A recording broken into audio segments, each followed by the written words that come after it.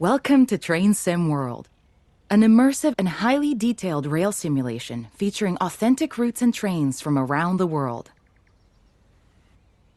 This is the training center. Here you can learn about how to navigate and interact with the world, as well as how to operate the many trains. Let's start by looking around. Find each of the markers and look at them.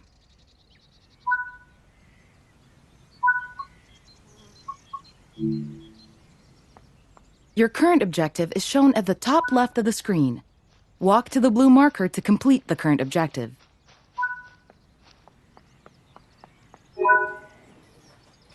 You've been awarded some action points. These are displayed in the top right corner of the screen and count towards your overall experience level for the game. This is one of the many types of route tasks to be discovered. Keep an eye out for many more types and styles of route tasks, which can involve placing, collecting, or fixing a variety of things. Head into the main building, and you'll continue your induction there.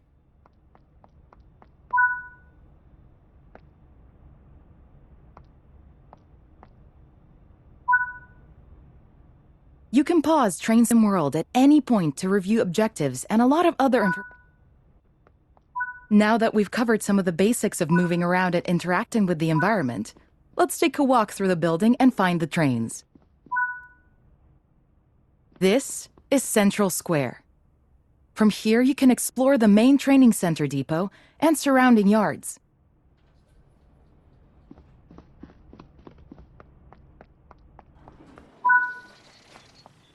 Your journey operating trains is just getting started here in the training center. Remember, you can always come...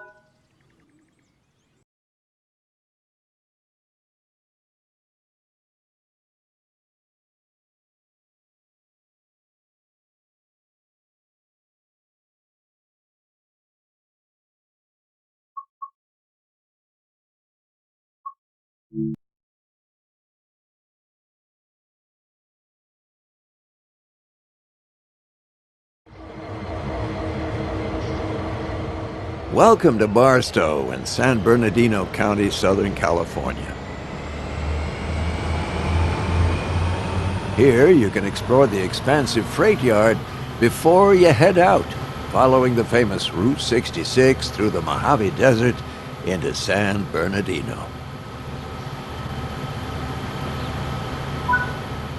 There's a missing safety sign over there. Let's go fix it while you're here.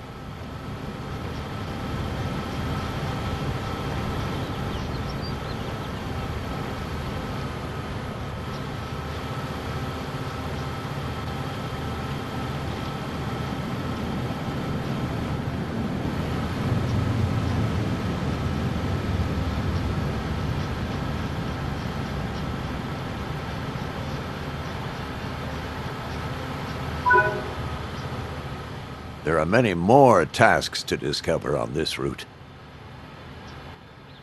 Along the way, make sure to put up route maps, install safety signs, refill water caches, and visit the food trucks.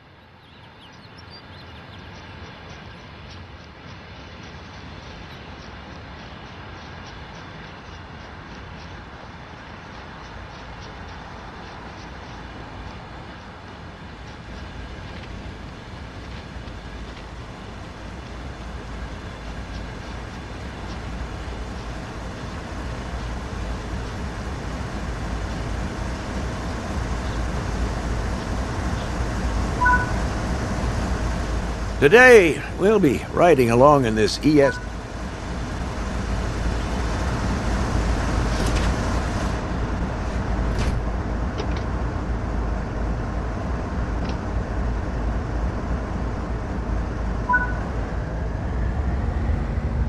To date, BNSF have rostered over 300 ES-44C4 units. The ES in the name of this model denotes that it's part of GE's Evolution series, and the 44, its rated horsepower of 4,400. C denotes that it has 3 axles per truck, and the 4, it's 4 traction motors. Barstow Yard contains 48 directional tracks. It covers a total area of 593 acres. That's 240 hectares. It is the second largest marshalling yard west of the Rocky Mountains. Although this yard has been in operation since the 19th century, much of what you see today was constructed in the early 1970s at a cost of over $50 million. Today, around 1,000 staff are employed here to route freight to and from the Mojave, Needles, and Cajon subdivisions. Each year, over 150,000 locomotives stop at or pass through Barstow Yard. And each day, over 175,000 tons of freight is moved through San Bernardino County. On this route, you will learn to operate ES-44C4 as you tackle stunning mountain ranges through the winding curves of California. And serve local industry as you switch and cut formations in the SD-40-2. You pick the pace. This is Train Sim World, Cajon Pass.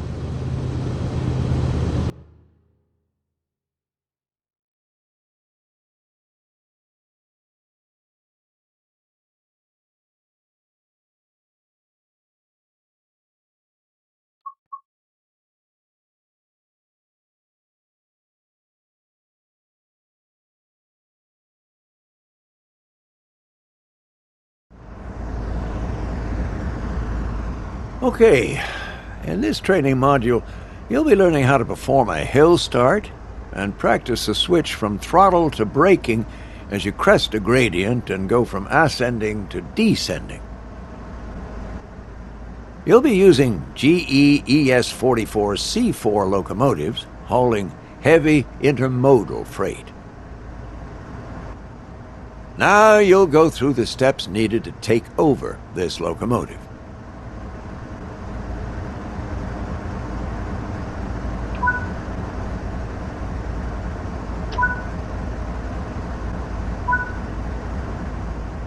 When getting moving, it's worth remembering the following sequence that was covered in the locomotive training modules.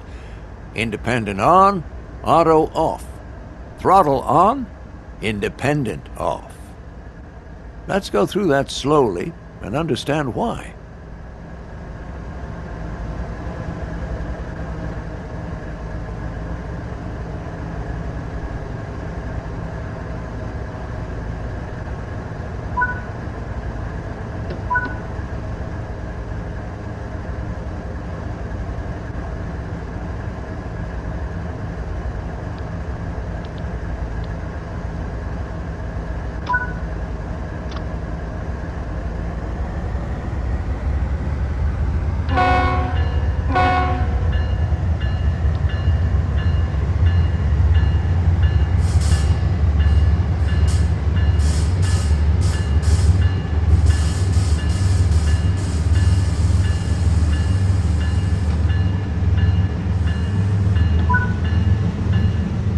If you apply power too quickly, the wheels will slip.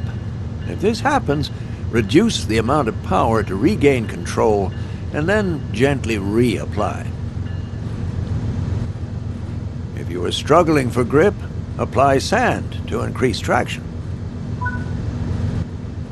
That's it. You're moving forwards under power. If you use the same start process every time you begin moving, it'll become second nature.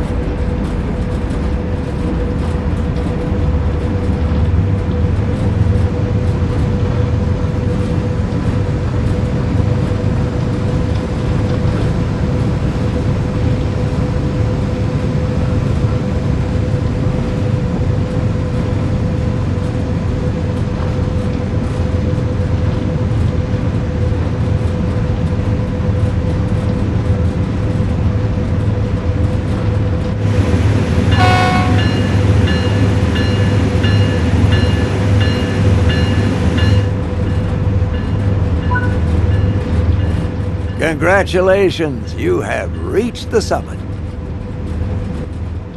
As you start your descent, you'll need to switch to dynamic brakes to control your speed.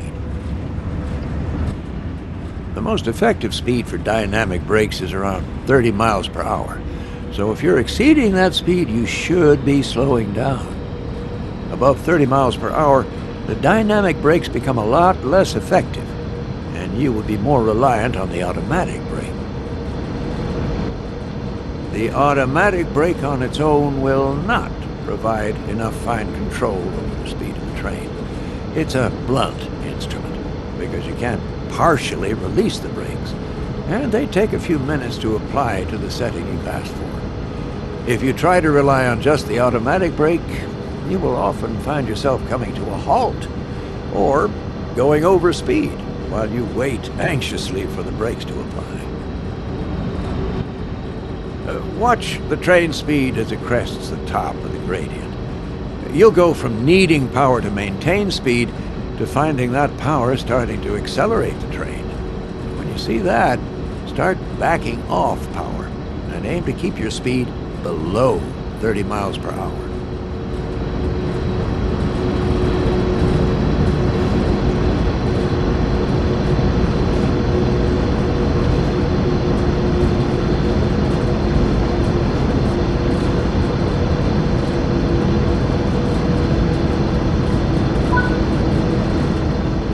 Once your throttle is at 0 and you're starting to pick up speed a little, it's time to get the dynamic brakes into their setup position. They'll need to be there for 10 seconds before you can use them further.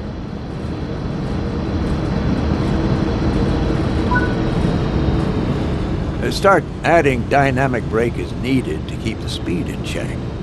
The dynamic brake is only on the locomotive and will react nearly instantly.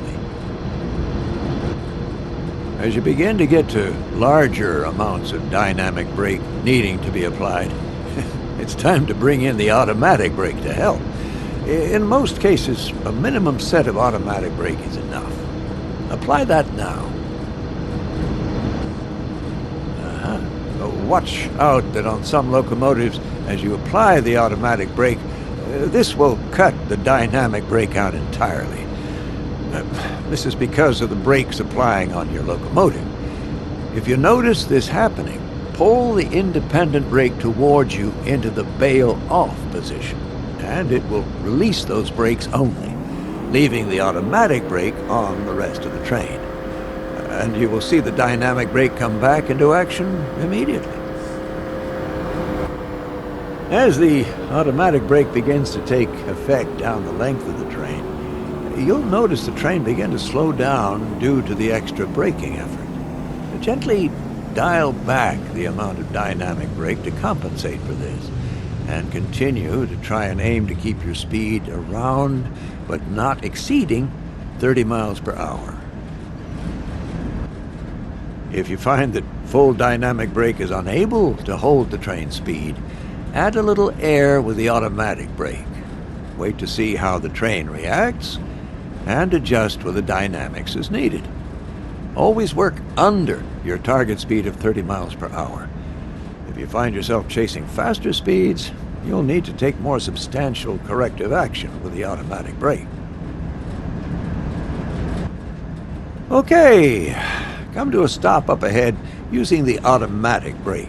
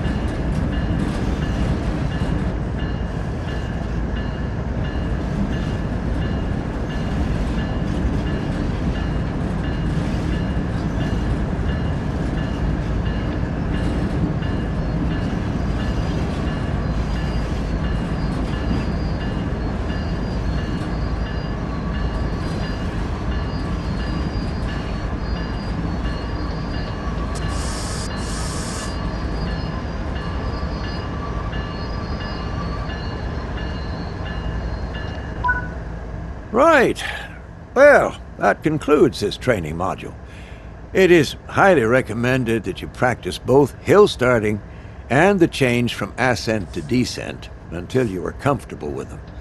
They are one of the more challenging aspects of operating heavy freight, and you'll really feel like you're in more control of this train as you get the hang of this task.